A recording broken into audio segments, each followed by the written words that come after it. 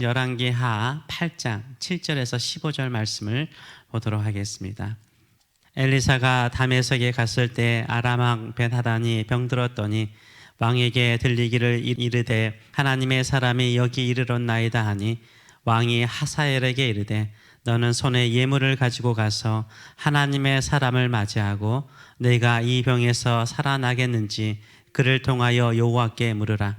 하사엘이 그를 맞이하러 갈새 다메섹의 모든 좋은 물품으로 예물을 삼아 가지고 낙타 40마리에 싣고 나아가서 그의 앞에 서서 이르되 당신의 아들 아람 왕 벤하단이 나를 당신에게 보내 이르되 나의 이 병이 낫겠나이까 하더이다 하니 엘리사가 이르되 너는 가서 그에게 말하기를 왕이 반드시 나으리라 하라.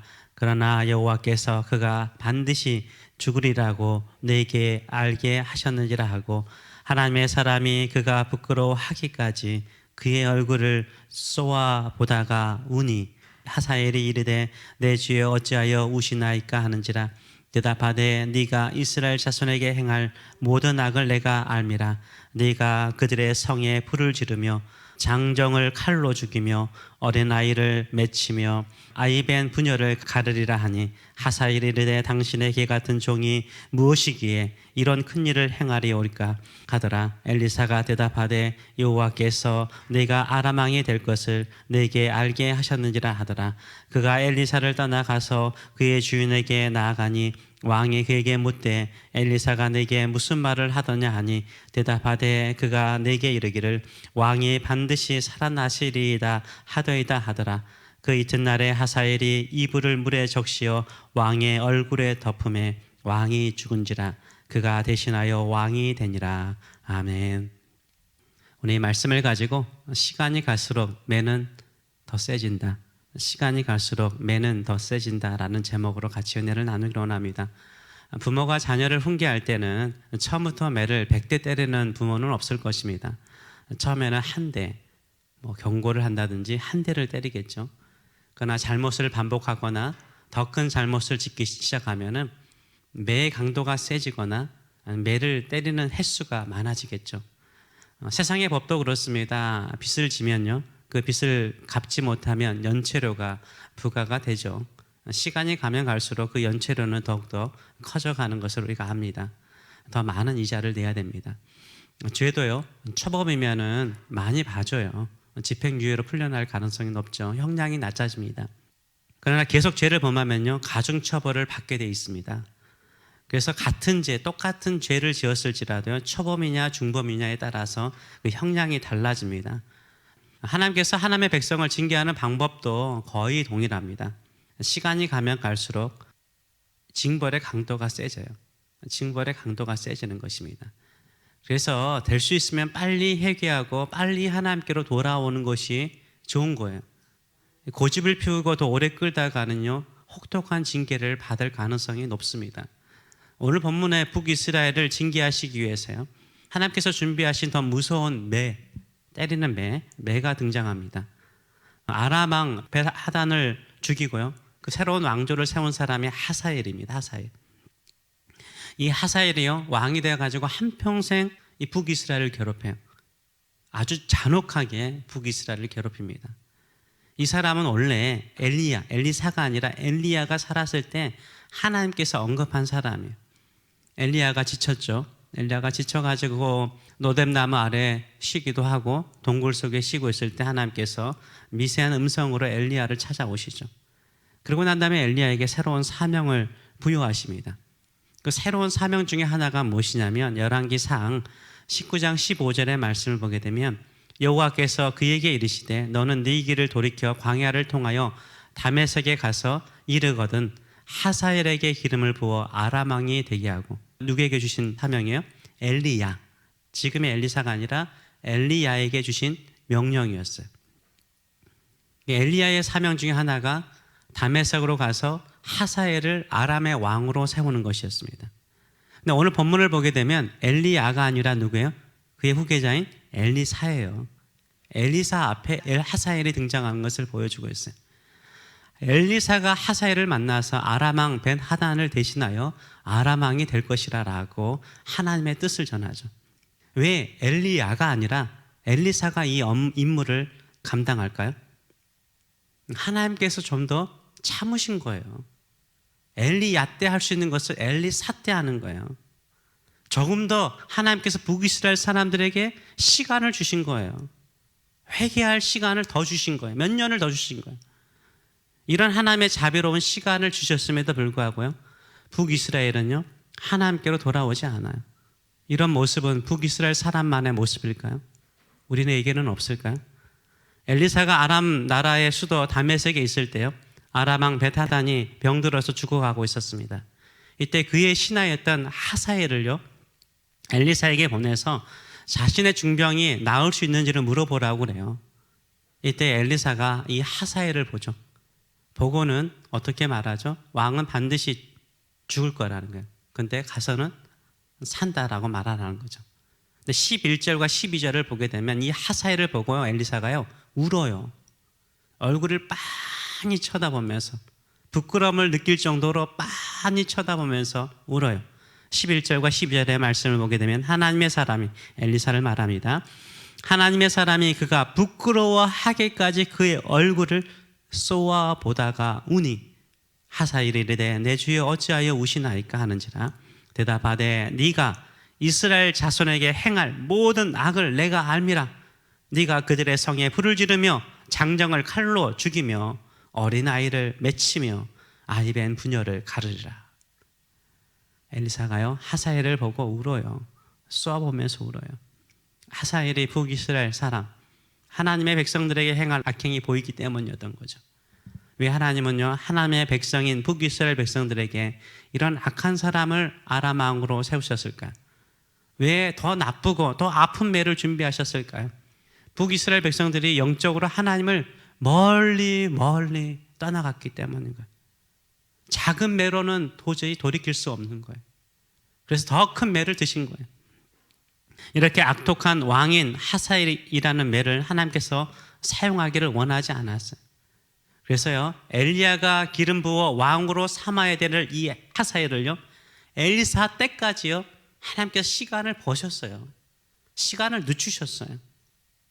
그 전에 또 7년이라는 기근을 통해서 우리가 어제 보았듯이 7년이라는 기근을 통해서 북이스라엘을 징계하셨어요. 그래도 북이스라엘 사람들은요 영적으로 간음하는 것을 중단하지 않았어요. 계속해서 아세라와 바알을 숭배했어요. 이 바알과 아세라는 여러분이 아셔야 돼요. 이거는 풍요의 신이에요. 풍요의 신. 물질적인 풍요를 주면은 하나님도 버릴 수 있는 거예요.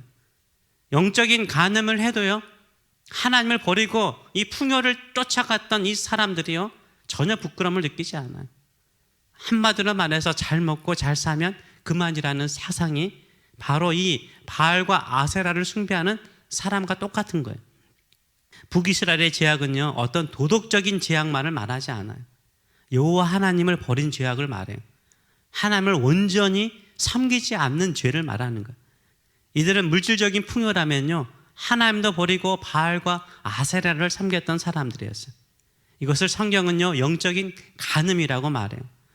호세아서라든지 에스겔서라든지 다른 선지서를 보게 되면 이거 간음했다라고 말해요. 예수님께서 우리에게 말씀하시기를 주 너희 하나님을 마음과 정성과 뜻을 다하여서 사랑하라고 그랬잖아요. 사랑의 대상이세요. 하나님을 신랑으로, 교회와 성도들을 신부로 성경은 많이 비유를 하죠.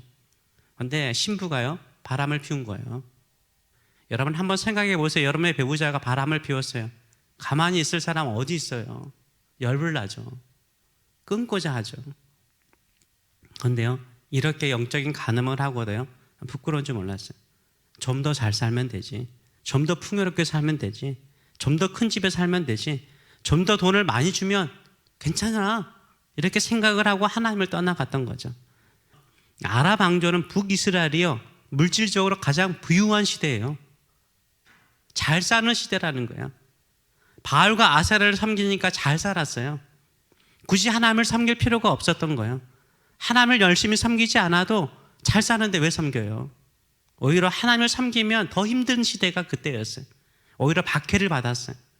이렇게 물질적인 축복이라면 하나님을 버리는 북이스라엘 백성들에게 하나님은 여러 번 매를 드시고 징계하셨지만 오히려 하나님을 떠나갑니다. 결국 이런 끔찍한 왕 하사엘을 세워서 북이스라엘을 괴롭혀요. 때려요. 그런데도 불구하고 북이스라엘이요, 하나님께 돌아와야 안 돌아요? 돌아오지 않아요. 그러자 여러분, 역사상에요, 가장 잔악한 나라가 있었어요.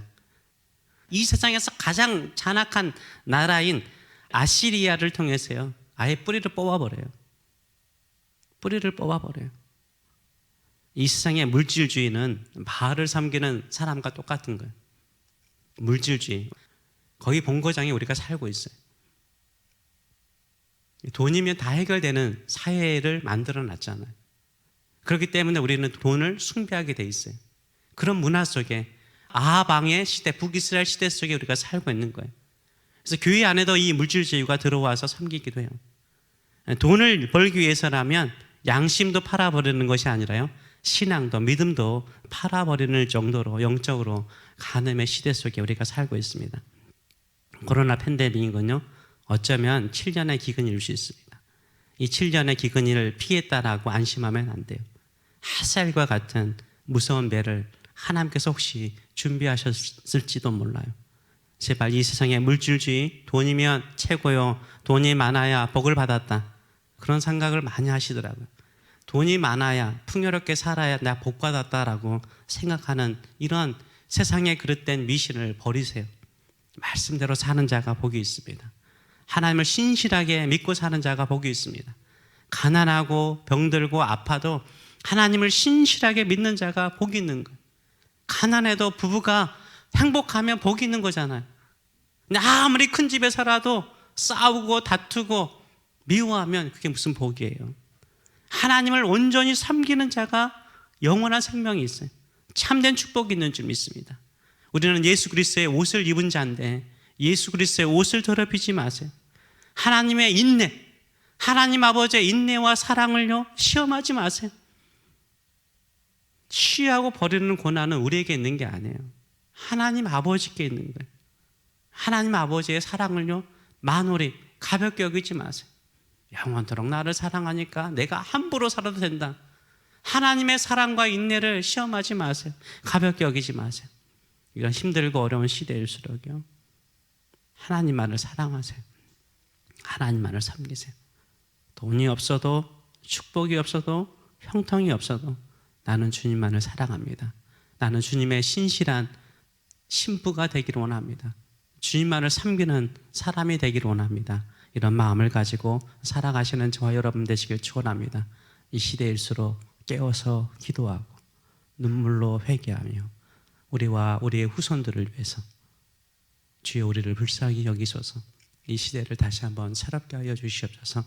이런 심령을 가지고 기도하고 예배하는 자에게 하나님께서 한없는 은총을 베푸실 줄 믿습니다. 그런 자리에 서 있는 저와 여러분 되시길 축원합니다. 기도하겠습니다.